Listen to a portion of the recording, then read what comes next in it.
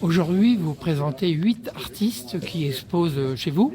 Absolument. Rappelez-nous Oui. un petit peu, c'est quoi chez vous? Donc chez moi, c'est donc la galerie le lieu de regard qui est installée à la Ville en Bois, au quartier des Minimes, au 14 rue du Loup-Marin, à côté de la médiathèque et des cabanes urbaines pour ceux qui connaissent le lieu d'escalade. On le connaît de plus en plus, d'ailleurs, les cabanes urbaines. Voilà, absolument. Ce sont nos voisins et nous exposons aussi d'ailleurs chez eux.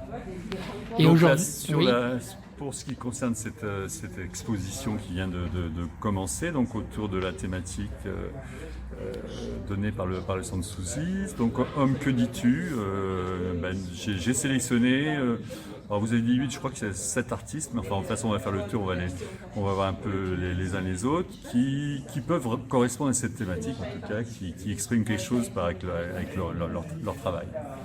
ils expriment des choses très différentes d'ailleurs. Ah, tout ça. complètement, oui, toujours. C'est toujours assez éclectique. Ouais.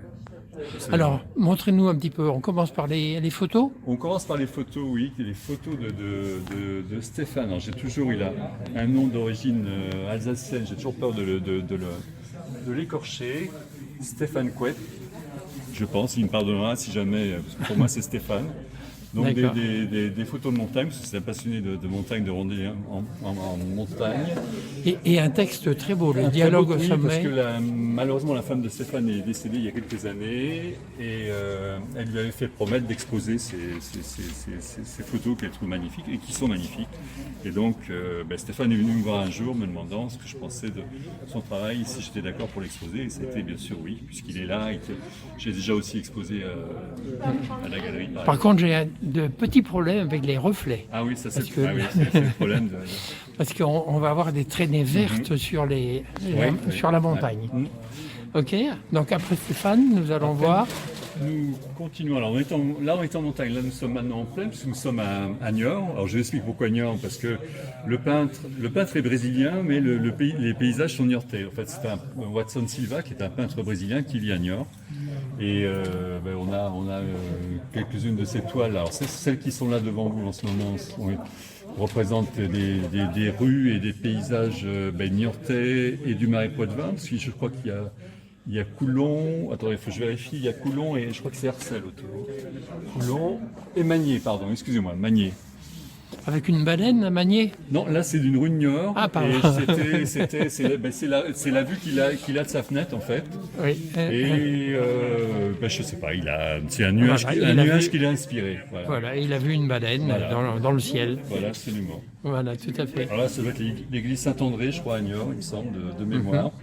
Et les QR codes qu'il y a là et ça animent les tableaux. C'est assez surprenant. J'invite tout le monde à faire l'expérience. Effectivement, les QR codes vous envoient sur YouTube et vous voyez les tableaux qui s'animent et c'est les oiseaux qui s'envolent, la baleine qui se balade dans le ciel.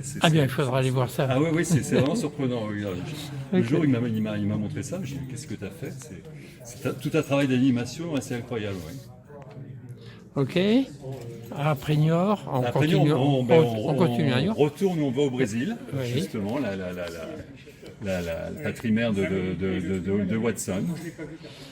Et on peut presque voir les tours de La Rochelle là. Oui, presque, oui. Dans les palmiers. Ouais. Ici, on a un homme qui est étrange. Alors, c'est le vendeur de crabes. Bon. Il n'a pas déniché ça sur le marché à Niort, c'est plutôt sur un marché au Brésil. Donc on connaît bien son style, quoi qu'il en soit, avec ses pointillés. Et là, on tombe sur le tableau qui a servi pour l'affiche. Absolument, oui.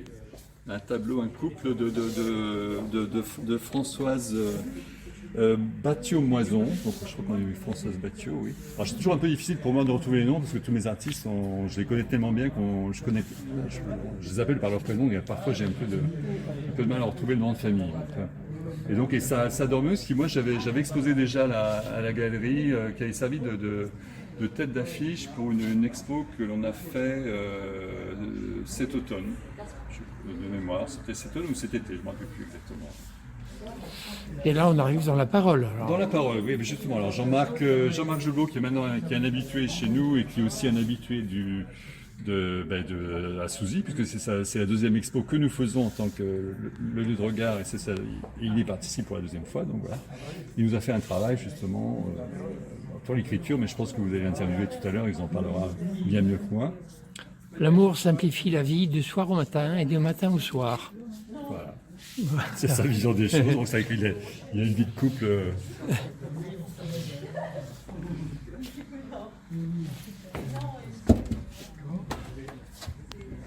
Encore du texte. Quoi. Voilà, encore du texte. Le désir de vivre, voilà. l'amour de l'autre. Je n'ai pas tout lu d'ailleurs, parce qu'on a installé l'autre jour l'expo, et j'ai pas pris le temps de... Je vais voir ça tout à l'heure, je vais prendre le temps de lire. Nous poursuivons. Alors un tableau, c'est vraiment un tableau là, en l'occurrence, Oui. parce que c'est un tableau d'écolier d'un peintre qui est bien connu sur La Rochelle, sur la région, qui s'appelle Roupias.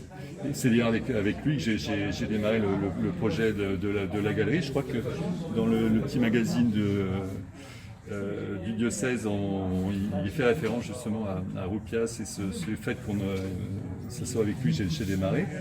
Donc, alors c'est un tableau qui est déjà vendu. Alors tout le reste est en vente, sauf ce tableau de tableaux. Et qui est en collection privée qu'on m'a confié effectivement, que j'ai vendu et la personne me l'a confié parce qu'elle a eu le coup de foudre dessus, mais c'est pas où le mettre. Donc c'est moi qui garde chez moi. Enfin chez moi, en tout cas à la galerie. Et là une sculpture de Jean-Marc Joblot, qui était aussi que l'on a vu précédemment.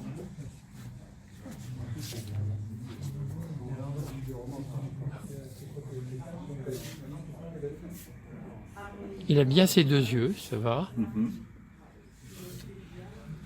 Là, on a deux tableaux des qui correspondent. d'Alain Casalis, qui est un graveur qui est installé à Saint-Martin, sur l'île de Ré. Il fait un très très beau travail. Alors il y a aussi, bon ça c'est deux grands formats. On a aussi des petits formats qui sont sur les tables d'un côté comme de l'autre de la salle.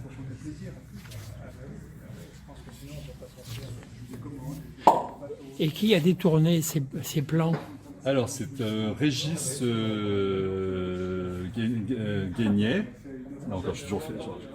Régis, et donc c'est son. Alors il fait de la. Alors là, je vais aussi écorcher le mot. C'est pareidolie. Je l'ai pris dans le bon sens. Donc effectivement, vous lui mettez une carte devant les yeux, il va vous trouver des formes humaines, animales, systématiquement. Et c'est devenu un jeu pour lui. On ne reconnaît pas tout à fait l'île d'Aix, mais voilà, puisqu'il le dit, voilà. Ouais. Donc il y a l'île d'Aix, l'île de Ré, le port de La Rochelle. Alors il travaille toujours sur des vieilles cartes en plus qui ont un charme fou et une histoire. Et bon, aussi ce qu'il fait en général, et ce qui est pas quelquefois peut gêner ou désarçonner un peu les visiteurs, c'est que en général il met toujours les cartes à l'envers. Oui. Il a tendance à voir les.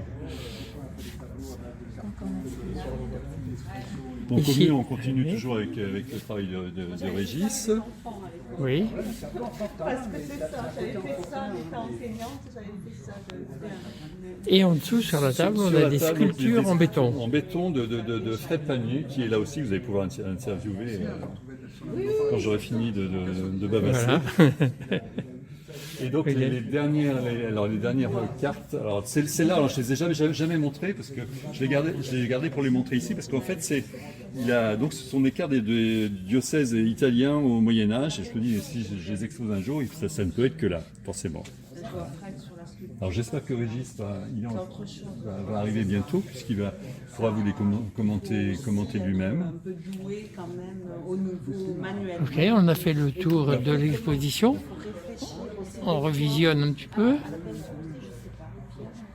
Oui, sur ce qu'on utilise comme les mélanges de couleurs. Ouais. Ouais.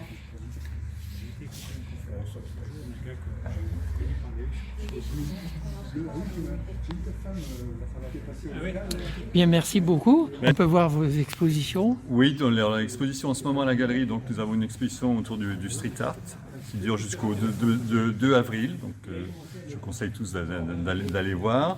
Cette exposition se poursuit aux cabanes urbaines, parce qu'on expose aussi en même temps aux cabanes urbaines, et c'est bien l'endroit où il fallait aussi mettre du street art. Et d'ailleurs, les artistes, les graffeurs qui exposent chez nous ont aussi graffé tout un pan de mur aux cabanes urbaines. Et puis en expo, on a aussi toujours un peu chez France Bleu aussi, quelques toiles qui sont exposées là, et plus une expo à Niort qui a démarré cette semaine. Voilà, on essaie de faire travailler nos artistes, enfin d'exposer nos artistes. Et on commence sur la Maison de la Parole. Absolument. C'est formidable. Tout à fait, voilà. Un beau Merci. tour à faire. Je vous en prie. Merci beaucoup. Bonne soirée à vous, à bientôt, au revoir.